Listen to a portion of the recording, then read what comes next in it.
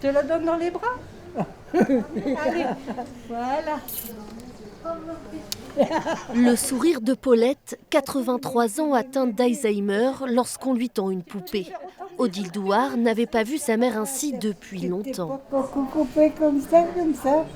J'ai beaucoup de mal à comprendre quand elle me parle, mais là, bon, il y a des mots qui sont sortis disant que c'était bien. Voilà. Puis bon, son sourire en dit beaucoup. Hein. Cela s'appelle la doll-thérapie, une thérapie par la poupée proposée par Adeline Guinguenet.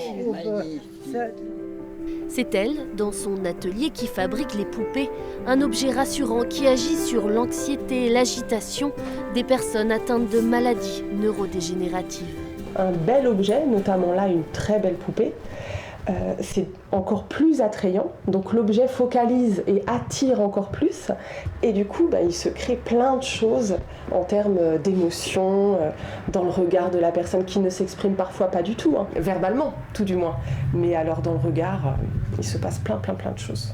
Ancienne cadre en EHPAD, Adeline Guinguenet décide il y a 2 ans de tout plaquer pour se consacrer pleinement à la doll-thérapie. Si le ressenti de la personne est triste, c'est important effectivement que les réactions de ce type soient prises en compte et qu'on en parle en équipe. Elle en a même créé une formation pour soignants.